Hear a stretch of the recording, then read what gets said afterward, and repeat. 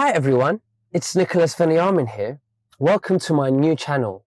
Now, if you're looking to join the silver boom, I recommend you head over to bullionbuypost.com, which is where I buy mine.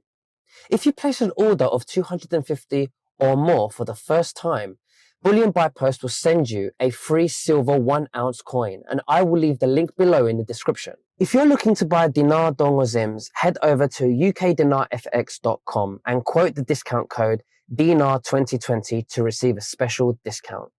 And lastly, subscribe to my channel and head over to my landing page and sign up to my newsletter in order for you to be entered to the prize draw for you to win a free 1 ounce silver coin. Now take care and look out for my next video.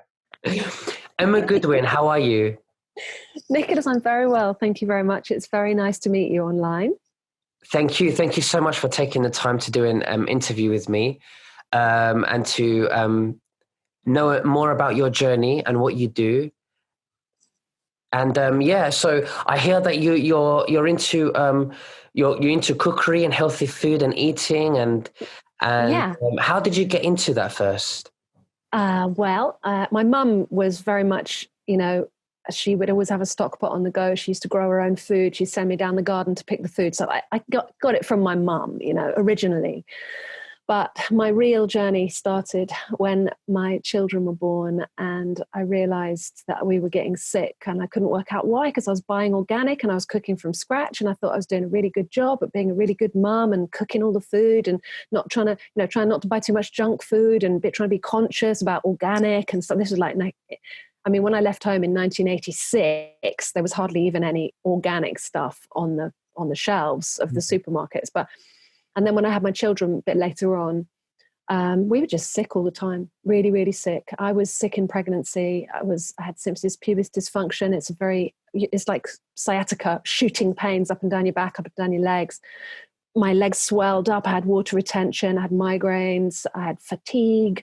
And my children had various problems and issues like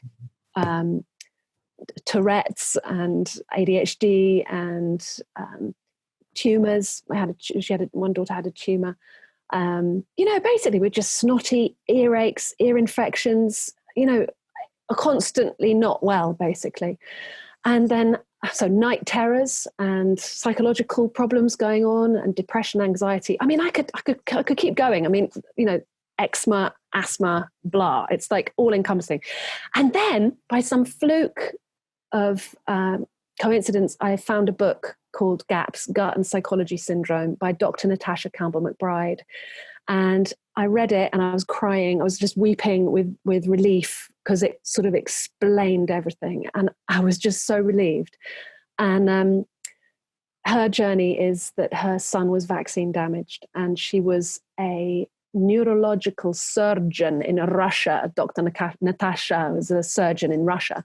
And then she retrained to become a nutritionist and developed this protocol, it's quite based on the kind of foods that we used to eat, or that they still eat in the Eastern countries. Lots of fermented foods, lots of soups and stews and kvass, and lots of beetrooty stuff. And that's not it exclusively, but it's absolutely delicious, very nourishing protocol, which has got lots of animal products in it, so that kind of goes against the whole vegan vegetarian thing.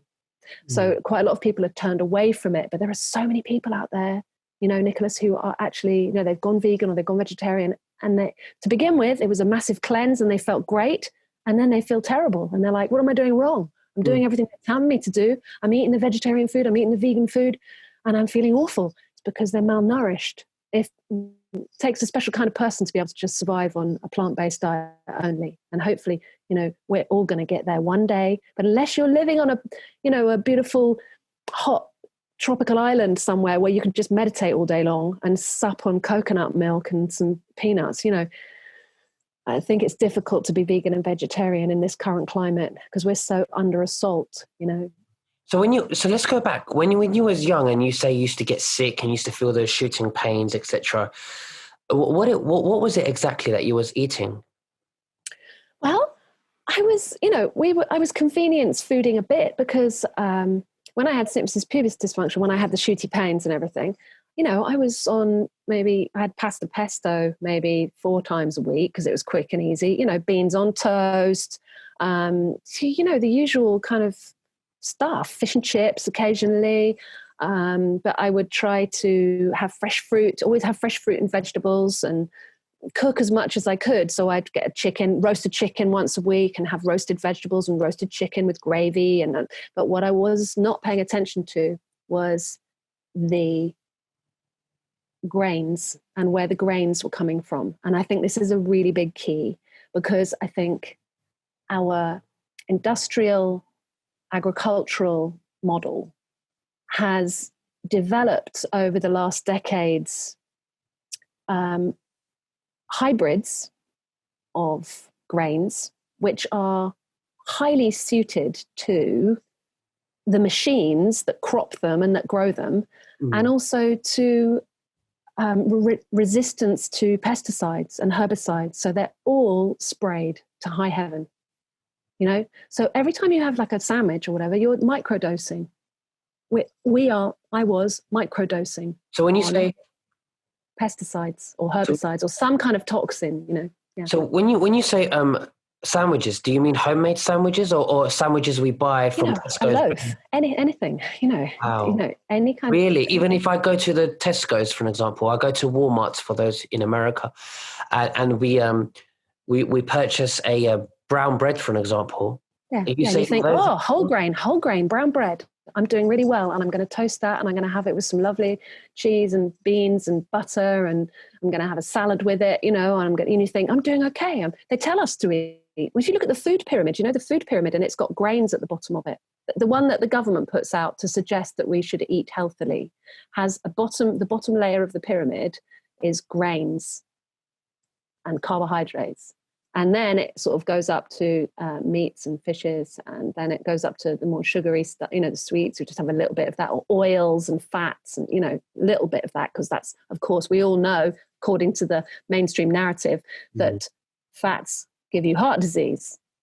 So having read Dr. Natasha Campbell McBride's books, I can tell you that is not the case. So yeah, just a sandwich.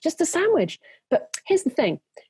If you've got a really healthy detox system, that means your digestive system's working really well, your kidneys, your liver, your skin is, sweating as it should and getting toxins out, and your lungs are healthy, you're using your lungs, these are all organs of elimination. These are all your organs of elimination. If they're all working okay, your colon's good, you don't get constipation, you're not, if those 5 organs of elimination are all working okay, we should be able to eliminate all toxins quite easily. You'd think, okay, I'm getting a little bit of pesticide, a little bit of herbicide, some diesel fumes I'm breathing in. It's like, it's cool, I can detox, But the trouble is, the onslaught, Nicholas, is so relentless, it's just happening from all angles at all times because of the agendas that you and I are aware of. The aerosol spraying, and the corruption that it goes on, the farmers, crops, etc. Yeah. Literally, the industrial food system has been weaponized. As far as I can see, it's been weaponized. Absolutely, it's being sprayed with chemicals left, right, and centre, and they're all just mounting up in our systems. But the good news is, you can find the way to detoxify. And there are ways and means, and it's not that difficult. You do have to apply yourself. It's not going to happen overnight. You have to do it mouthful by mouthful, meal by meal.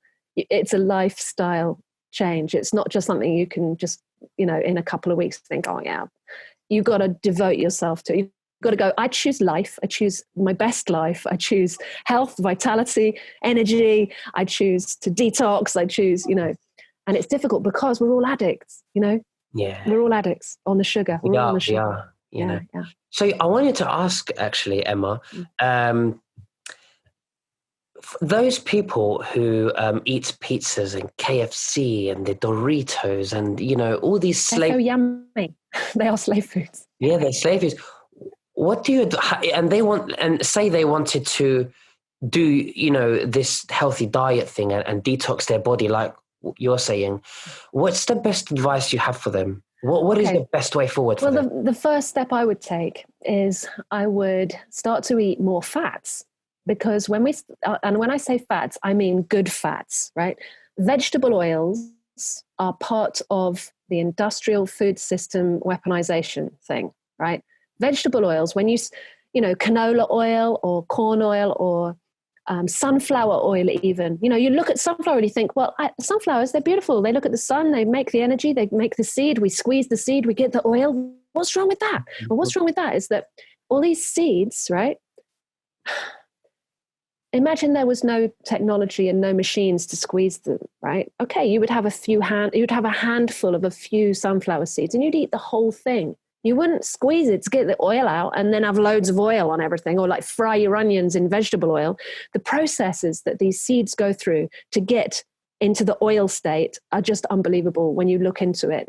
They get heavily compressed, so they're heated to a really high temperature. They're put through machines that then have to deodorize it because it smells funny, and then change the color, and then they get made into spreads, like those veg oils, like those butterly spreads, whatever you call them, margarine spreads, and they're sold to you as a cholesterol lowering miracle cure. That's criminal that they should be doing that. Absolutely criminal, because these things will not help you at all. They will actually make the matters worse. So get those out of the equation. Just don't have anything to do with margarines or vegetable oils, and start to use butter. Just use butter. Butter. Just butter. Okay, if it's not from an organic source, bless the cows. Let's just, we'll work on getting everything from an organic source and from a regenerative agricultural model. We'll work on that, But for now, no vegetable oils. Throw them away, They're good for oiling your cricket bat or oiling, something.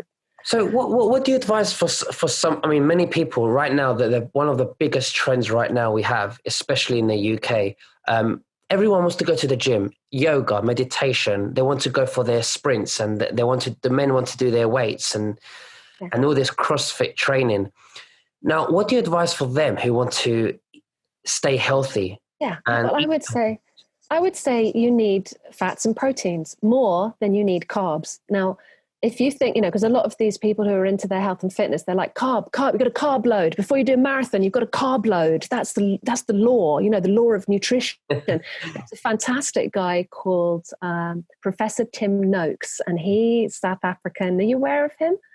No, I'm not actually. South African. He's embarrassing.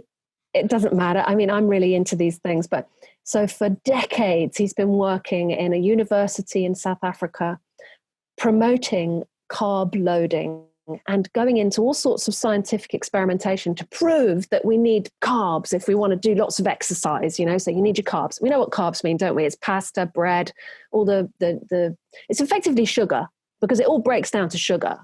And when your body doesn't, like pasta, when you have pasta, bread and rice, the next morning you do feel like a bit like, I feel like a bit puffy. Swollen, puffy, yeah. Yeah. I see. You can see your face will tell you. Your face will give you the messages. You can see, have I got discoloration around my eyes? Have I got puffy eyes? How's my tongue?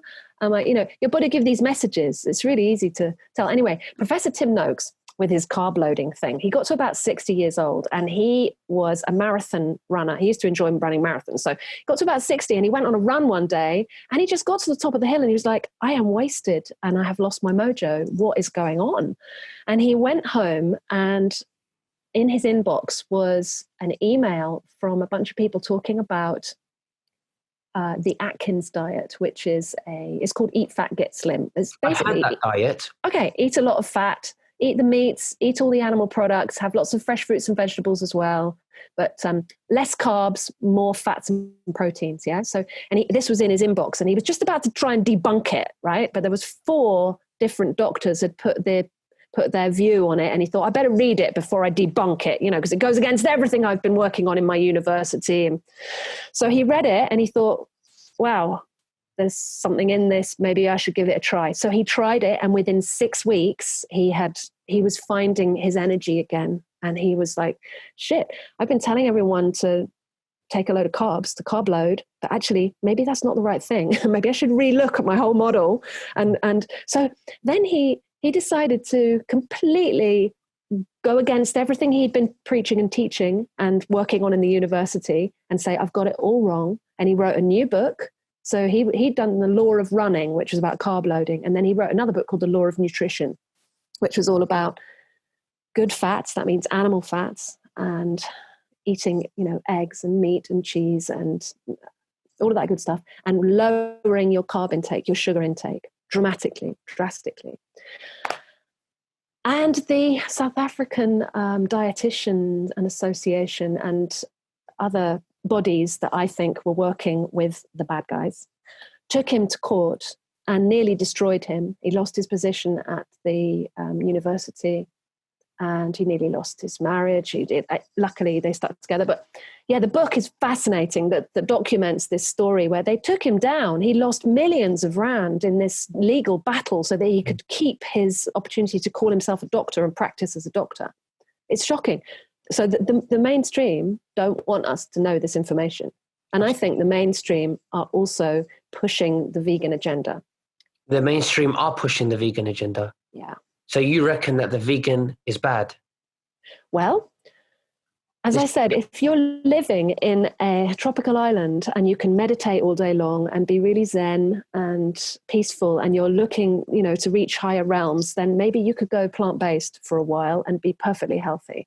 But in today's busy, toxic world, where everyone's just trying to survive and thrive, I think we need meat and two veg, like it was in the war. Doesn't have to be fancy, but you need good fats, animal fats. I think veganism can be fantastic if, for instance, you are heavily overweight and you are suffering with diabetes. Maybe you go, if your digestive system can handle it, raw vegan for 30 days. I've heard of people being cured of their type 2 diabetes doing that. But I think it might be a bit of a shock to the system. And I would prefer to promote GAPS, which is Gut and Psychology Syndrome, which is the book by Dr. Natasha that changed my life, which is stocks. Stock as in chicken stock, as in the stock pot, as in bone broth, stock, and soups and stews and cheese and eggs and all of these beautiful things with lots of vegetables and fruits and dried fruits you can have, and you can have honey, and you can make lovely desserts and cakes and biscuits and stuff with nuts and nut flowers and seed flowers and stuff like that. So I don't feel as though I'm lacking in anything, but what I have gained is my life back, basically, and my energy. And I just feel nice. I wake up in the morning, I come into consciousness, and I'm like, I feel all right. There's no pain. I feel all right. And I just want everyone else to get to that place, because I think so many people wake up and then they go, oh my God, am I here again? Jesus. It sounds like to me that having a very good diet in line with what you're talking about is a different type of awakening. Is that what you're saying? You're so right, Nicholas. I cannot tell you. You're so right. Because when we start to avoid the toxins in the weaponized food system, so by that I mean food colorings and food additives, monosodium glutamate, the microdoses of pesticides and herbicides like glyphosate, they mess with us. The vegetable oils even, they hijack. Look, every cell in your body has a membrane made of phospholipids. That means fats. Your brain is 50% fat, yeah? Every single nerve is made with an insulation made of fat. Myelin sheaths are made of fat. Your skin's fat. We're made of fats. Largely water we're made of, but then proteins and fats. Fats are massive. When we take on vegetable oils by mistake, just in a biscuit or a croissant or whatever, a hidden bit of vegetable oil, we take it in, your body looks at it and goes, what's that? I don't really recognize it, because it's been changed by the process of heating and squeezing to get the oils into something that looks like a fat that your body could use, but it doesn't actually perform like a fat your body could use. So it doesn't fulfill the function. So it'll hijack your cell membranes and sit there and excuse my language, but do nothing for you, and then prevent the good fats from doing their job. So you're being disabled on a cellular level when we eat junk food. And, now I've got to a stage where I'm healed enough. I can go out and have a bit of pizza and a beer somewhere, and not feel blue moon. Not feel rough. I don't feel rough. But there was a point where if I ate that way, I would just be floored. And I think people are getting to this stage now. They're so ill and they're like, what's wrong with me? What's wrong with me? They go to the doctor. The doctor goes, I don't know what's wrong with you quite. Well, you've got fibromyalgia, or you've got multiple sclerosis, or you've got, And they give the names to these illnesses: heart disease, diabetes. All of these things are food related, believe me. And I can show you, if you allow me, if you want to come and work with me, you can see me at Timeless Cookery, and I can show you the way and make it fun, because it doesn't have to be big and heavy, and you don't need to know all the details, all the medical details, but it's just about real food. We can heal and seal a broken gut using real food, and it's a joy. Yeah. Did you say Thomas Cookery? Timeless Cookery. Sorry, I do apologise. As I didn't pronounce it very well. Can you tell me more about Timeless Cookery? What is that about? Okay, well, what I used to do is, when I discovered the food as medicine with GAPS, gut and psychology syndrome, I was so excited, and I wanted to tell all the other exhausted mothers out there, and fathers, and anyone else who's cooking for the family, look, it doesn't have to be this difficult. Look what you can do. You can just chop this up and chuck it in and do this and do that. And I used to do a live cookery class at a local farm. So I could get 10 people, and it was a 6-week course. And I used to teach people live cookery. And then when lockdown came, of course, I couldn't do my work. So I started to go online. So I used to call it Grandma Alchemy's Kitchen, which was a bit of a mouthful, but Grandma talking about what did Grandma used to do? How did Grandma used to cook everything, And then alchemy, alluding to the transformation of the poisons and transforming from heavy and, leaden, and I've got no energy and I feel terrible, transforming that to a kind of, light, bright energy where you're feeling really alive, a real alchemy, a transformation, And the kitchen is where it happens. Your kitchen, my kitchen, any kitchen. All you need is a stove, just a fire and a pot. You can do it. It's like a cauldron. So it was a bit of a mouthful that time. So then Grandma Alchemy's Kitchen, I had to do a rebranding, because I just want to reach everybody. And alchemy freaks people out. I think the idea of alchemy, it's like, what's that all about? But alchemy does happen in the kitchen. It is like a magical transformation.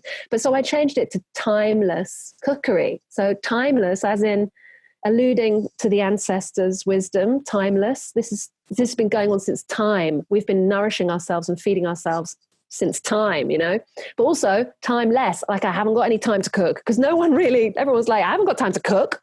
So that's where I come in, because it's like, I can show you really quickly and easily in an online cookery school how you can detoxify and nourish, all at the same time by just eating it's very simple. I'm not saying it's easy, because like I said, we're all addicts to the sugar. And there's reasons for that. Because they make those foods hugely addictive. Like, we're all being played so badly. And that's why they're called slave foods. Yeah. But if you can break that, and it doesn't take much, but what you've got to do is get the good fats in, and get the good animal products and the good fats in, because then you're satisfied and satiated. And then it's easier to say goodbye to the sugar, especially when you get the ferments into the equation, when you get the fermented foods into the equations. That's the probiotics, like sauerkraut and clotted cream, fermented dairy, fermented yogurt. But it's got to be specially done for the GAPS protocol. You can't just buy it off the shelf. So let's talk about chickens, okay? Yeah. We know that they're injected with hormones. So where would I find a chicken where it is more organic? Yes, exactly. It's a really good question. And there are people out there who are desperately trying to fulfill your needs. You're asking for a clean animal that is grown with love and with respect, and a farming system where the animals are as co-workers with you, So that farming model is called regenerative, or restoration agriculture, or holistic land management, or organic, or biodynamic. Or what I would really recommend is for people really just to go on a search. You can find organic farmers who are sending boxed meats out, and you can buy a week's worth or a month's worth, and hopefully you can put it in your freezer. Or you can try and research online and find the farmers who are just out of town. Go on a day trip to the butchers. There's a fabulous one in Tunbridge Wells. There's a great farm here in East Grinstead in Forest Road. They're all over the place, but you're going to have to find them. Go and make contact with your local farmer. Go and order online a box and keep it in the freezer, or go to a local butchery somewhere out of town where you can ask about the meat. You can say, is this pasture fed? As in, has it been fed on grass, or has it been fed on corn? Because that corn might be GMO. You don't want GMOs in your food system.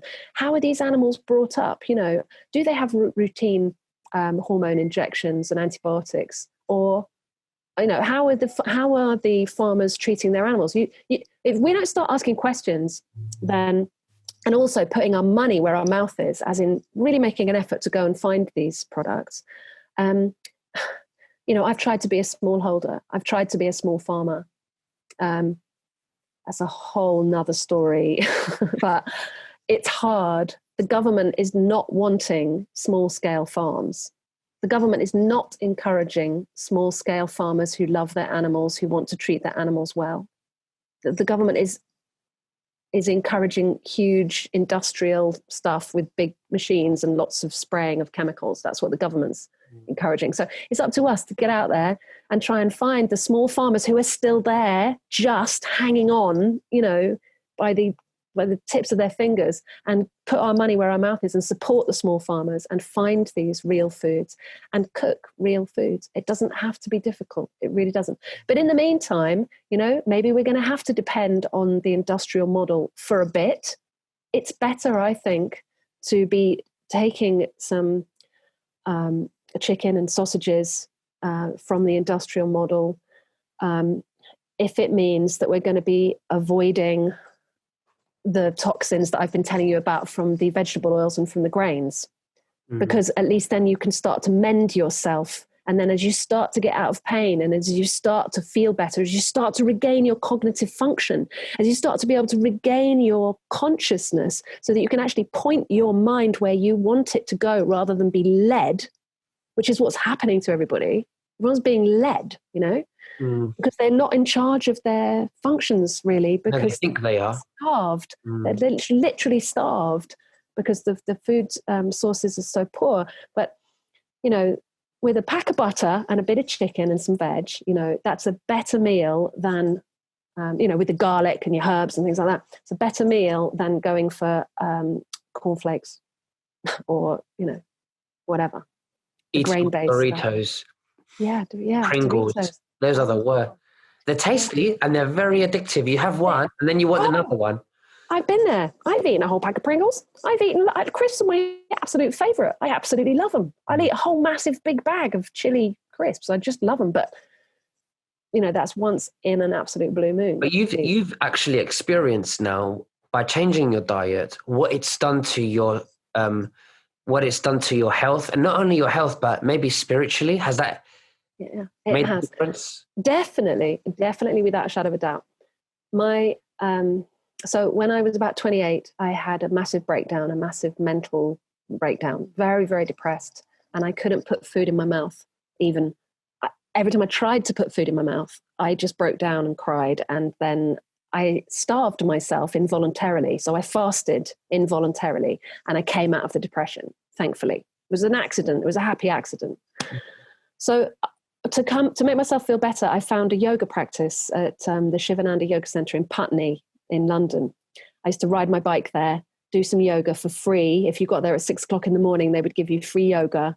And I started to meditate. So when I was 28, I started to meditate. I started to do yoga every day. And I had a practice, which I'm so happy that I had that before I had my kids. So I started to have a kind of spiritual awakening then, if you like. So my children take meat products all the time. And my eldest daughter and I actually have psychic experiences where we have communicated without any devices. Literally, we've communicated across the ether, and I've gone, oh, I've got a message from Chasby, right? So eating meat in our case, has not affected my spiritual connection or my ability to use my intuition and my connection to source. What has affected it is, since lockdown, being online so much. Because before that, I was on the farm, I was tending to the animals, I was growing the vegetables because I had a veg box scheme. I should tell you about that one day. What a story that is, trying to start a small holding. Anyway, and I'm outdoors a lot, connecting to the earth, literally physically, so that you're, vibrating at the right frequencies when you're actually touching the earth. So I was very connected. I wasn't at all interested in social media or computers or anything. And then since lockdown, I've been like, how am I going to get my message across? Okay, I'm going to hit the screen. And then, of course, trying to find out what's going on with this whole COVID thing and everything, just went down the rabbit hole even further than I had already gone down the rabbit hole. And it was just like, wow, very addictive to keep on investigating that and looking at seeing things. And of course, because I haven't seen any mainstream media since my children were small, and then 17, the eldest now. I have not been involved or read any newspapers or listened to the news or listened to the radio, nothing for 17 years. And now I'm seeing it with like new eyes going, oh my God. And it's just so easy to decode. It's so easy to decode the nonsense out there when you haven't seen it for all this time. Yeah. But so, I'm sorry, I forgot your question, but you're talking about spiritualness or being connected. Yeah, but you're saying it. And because you're eating healthy and you've gone through this lockdown, and on top of that, you haven't watched mainstream media before that, you've been able to decode it and understand, make sense of it very, very quickly, really? More than other people who just sit in front of the TVs and believe everything they hear. Oh, yeah. It's such a shame to see people being led rather than them being able to discern. I mean, for instance, I never buy newspapers, but for some reason yesterday I was drawn to buy the Times. I don't know why. I was getting a bottle of water for my daughter in the car. I think I saw these two on the front, Harry and Meghan. I was thinking, is she a clone? I don't know. He doesn't look very happy to be sitting next to her. Anyway, they're selling, Joe Biden as the choice for the presidency. But do you know how many pages on 5G there are in this publication? No, show me. 19. Wow. 19. There are 19 pages on 5G. I mean, I can't. They put it on the newspapers, but we can't put it on here. It's really funny. But what I did want to talk to you about really briefly, because it really made me laugh, was do you ever listen to the Higher Side chats? No. That's a really awesome source of information. Okay. The Higher Side chats. Really fun.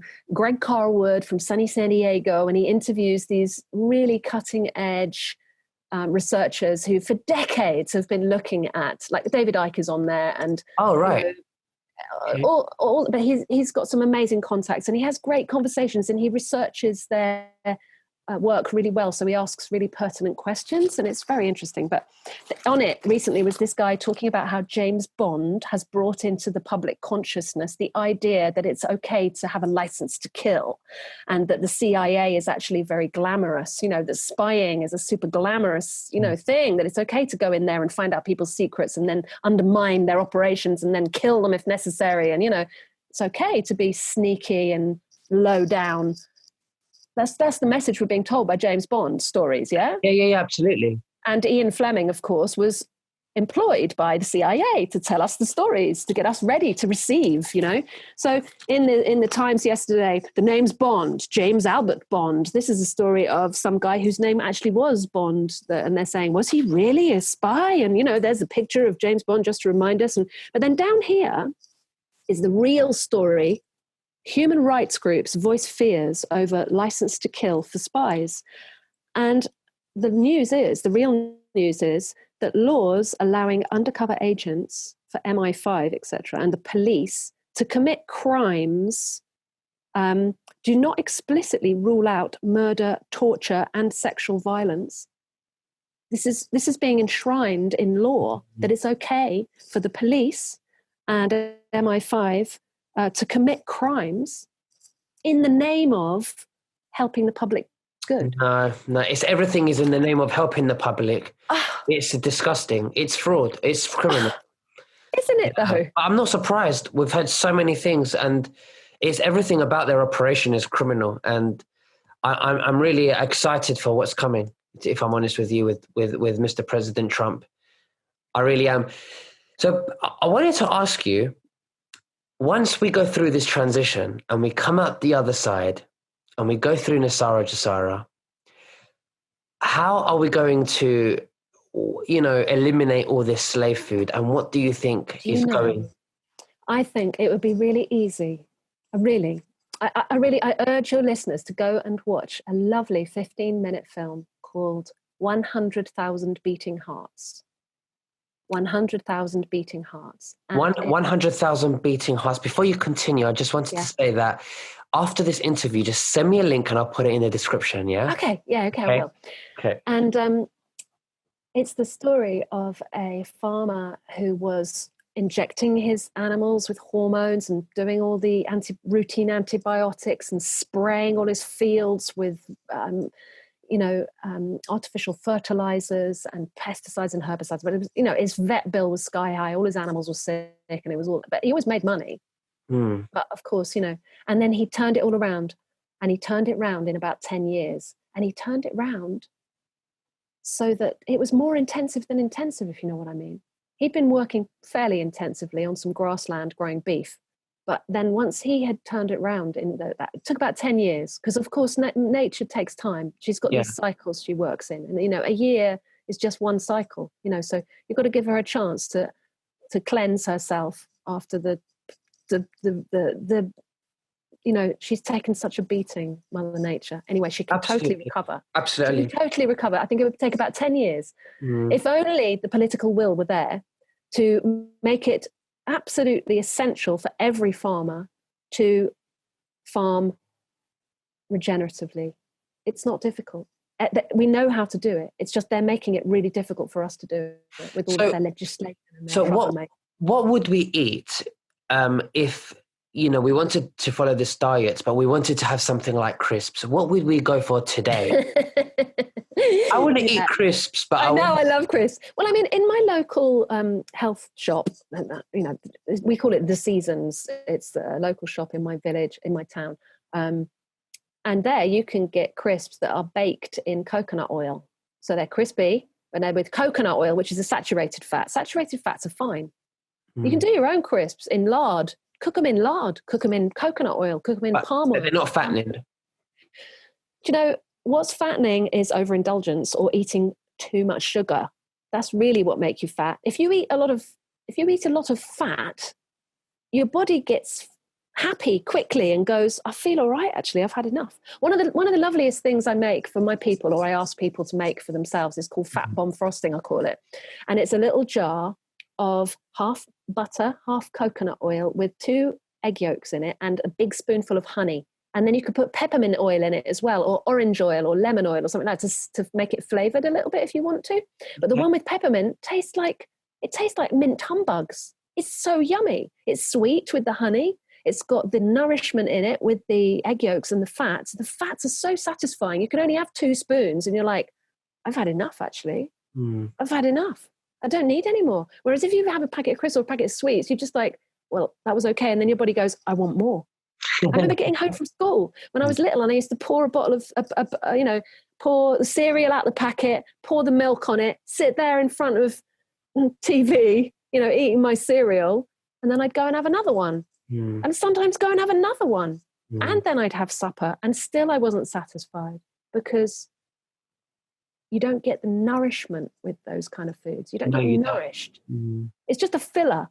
It's like polyfiller, for heaven's sake, eating food like that. It's just like, fill yourself, but then you're not nourished. When you get nourished, suddenly your brain comes online. You're like, ding! Oh my God. It's like your eyes are, it's like suddenly your consciousness expands, and you just become more aware, and you just feel more clever. You feel more on it. You're more alert, and just you can put 2 and 2 together just so much more easily, and your anxieties melt away. It's called gut and psychology syndrome for a reason, because the connection between your gut and your brain is just everything. And GAPS, gut and psychology syndrome, is a way of healing and sealing your gut, your broken digestive system, your broken detox system, and then really surviving and thriving. And it's just an awesome protocol, nourishing and delicious, satisfying. It's rich, delicious foods. You're not starving yourself. You're going to eat as much as you like. Eat as much as you like. It's rich and yummy. It's full of good fats and savory, delicious or sweet stuff with honey and good fats and fruits and it's just a really yummy way to do it. And I'm not joking, it sorts out all of those inflammatory diseases, Yeah. all of those autoimmune diseases, all of those anxieties and mental health problems, ADHD, and schizophrenia.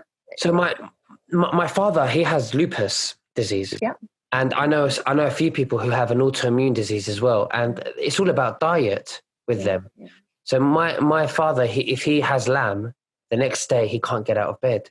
How interesting. Yeah, but usually he's all right. He's very, he goes for his walks. He doesn't wear glasses or a walking stick or anything like that. He exercises as well. But it's funny that it should be lamb, isn't it? It's funny. It is. I think it's red meat, but especially lamb. Like if we have a lamb shank, the next day he'll be bedbound. But if he doesn't have lamb, maybe it's because possibly it's because he's got leaky gut, as most of us do have a degree of leaky gut, and the proteins from the lamb undigested are going through the holes in his leaky gut, and so they're floating around the bloodstream. Like if you imagine proteins like building blocks, like Lego bricks. And your body makes all different size Lego bricks. And then when we eat protein, our body breaks it down into the smallest pieces of Lego bricks and then recombines it to make specific proteins to do specific jobs in your body. But maybe what's happening is the lamb's going in, whole pieces of undigested lamb are getting through to his bloodstream. And then his body's going, what's that? Red alert, send in the ambulance. And that's when he's getting the inflammatory reaction. And then his own body is attacking himself because parts of his proteins look like the lamb proteins. The lamb proteins look like his own proteins. So that's where the autoimmune thing comes in. So we can heal and seal those holes in the gut lining using the GAPS protocol. Does he eat a lot of carbs, bread and stuff like that? Or? He tries to. He doesn't know. To be very honest with you, he doesn't. But if we go to a restaurant, he might have one slice, one bread or something or piece, but he's actually very, very good. He would stick on the salad. He will always eat salad, and he loves his lemons. That's good. That's really good. Cleansing. He is very healthy. I have to say, he's very, very healthy. But I think he's like that because of his lupus. Yeah. Well, mostly it's the people who are in the most pain who pay the most attention to what's going into their body because they've made the connection and they realize it. You are what you eat. You are what you eat. It's such a shame everybody has to get to that stage of being in pain before they really take it seriously, because really we're so toxic. The kids are so malnourished. We should all be eating this kind of way. The GAPS protocol is for, if you've, well, I say it's for everyone, but it's for people who've got really ill, or it's for non-verbal autistic children, or it's for anyone with any kind of disease that they've been labeled with, which they feel stuck. They've fallen through the gaps in the mainstream model and they don't know what to do next, and it comes to GAPS. But as far as I can tell, people should just be eating this way anyway. It's like there's a great organization called the Weston A. Price Foundation as well. I'll send you the link for that. Weston A. Price. And they talk of a nutrient-dense diet that is really cleansing as well, which includes sourdough bread and rice and things like that. We don't all have to go completely carb-free, but if you are really poorly, then going carb-free gives your body the opportunity to mend itself and recolonize with the good guys, because it's the diversity of the microbiome that makes the really big difference. Because with all of these low-level antibiotics and stuff, our biome, as in all of the bugs that live inside us that digest our food for us and give us vitamins and help us live with us symbiotically together, that they're dwindling. They're like 50% down with the diversity. Like diversity is being affected with insect populations and, the wildlife, we are also being affected by EMF frequencies, by stress, feeling fearful, all this stuff going on. That knocks the diversity of your microbiome for six. Any kind of sorry. No, I was just going to say it has a very big effect on your whole immune system. Absolutely. Feeling fearful is probably the worst thing in the whole wide world. And what are they trying to do? Keep us fearful all the time. All the time. So see it like a big joke. Yeah. You've got to try and look at it like a joke. Yeah. I was just going to say, leave the links later and, message me them and I will keep them in the description, Yeah, okay, I will do. Yeah. Emma, it was lovely to do an interview with you, and we should do something like this again soon. Yes, I'd like to tell you my story of how I tried to start a farm. You know, Okay. how I So tried to why start. don't we do a part two? Okay. Maybe in a few days or next week, Okay, lovely. and we can do a part two about that. Yeah. Okay. All So right. can I just tell people that there is a cookery school starting on the 4th of October? So that's like next week. It's next weekend. And what I do is 1 hour a week, I Zoom you and you come on a group Zoom and I do live cookery school for you. And I just chop it up and chuck it in and we do some dishes and I talk to you about why you're doing it and how you do it and how you can do it quickly and easily.